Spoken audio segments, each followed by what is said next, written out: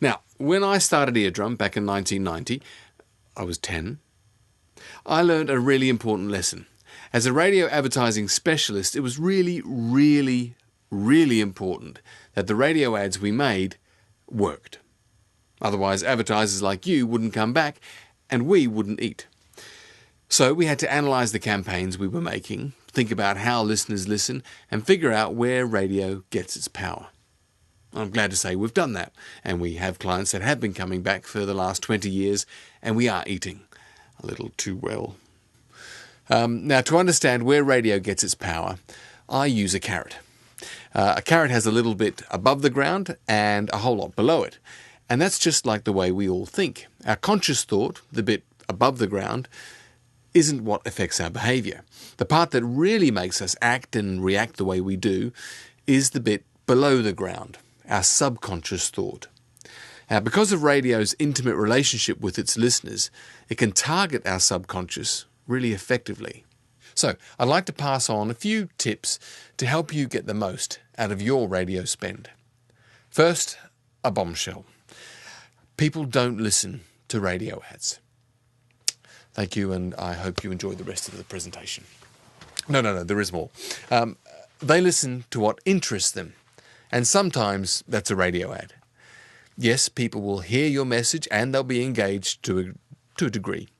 But with so many messages flying at us each day, we only remember the ones that stand out. You see, listeners are not thinking about your brand or your product. In fact, you're interrupting their entertainment. So the least you can do is be interesting, relevant, or entertaining.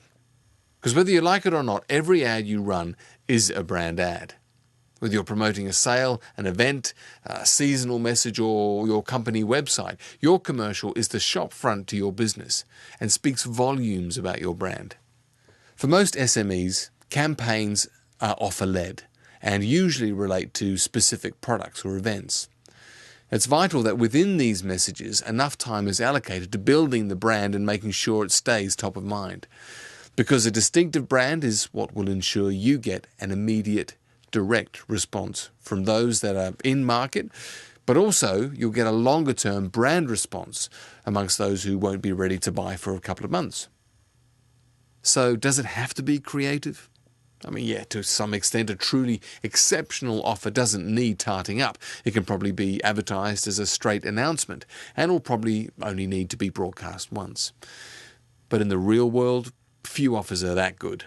And most direct response advertisers have rivals competing for attention and market share. Plus, consumers spend time with many different media and are surrounded by advertising promotions, giveaways, and so on, all of which are competing for their time and attention. So it makes sense that advertising of any kind needs to be imaginative or different in some way in order to be noticed. So to finish this little creative snapshot, here are a few of Eardrum's golden rules. Tone of voice. Reassure your customers. Make sure your ad takes its time and sounds confident. Radio's a conversational medium. Use calm, relaxed voices that sound like real people. Your commercial reflects your brand, whether you like it or not.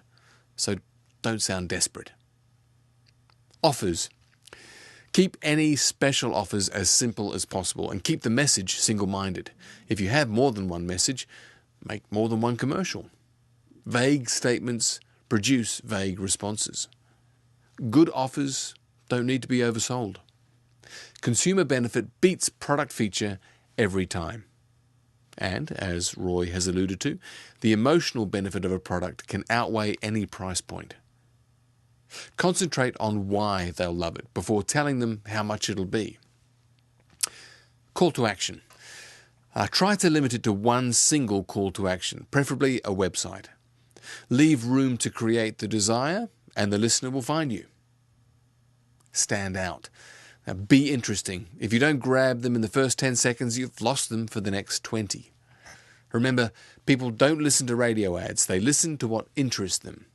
Hopefully, that'll be your ad. So to finish, here's some good news. Half the job is done. Listeners are actually listening to you already. They're not fast-forwarding, they're not clicking away, and they're not turning the page.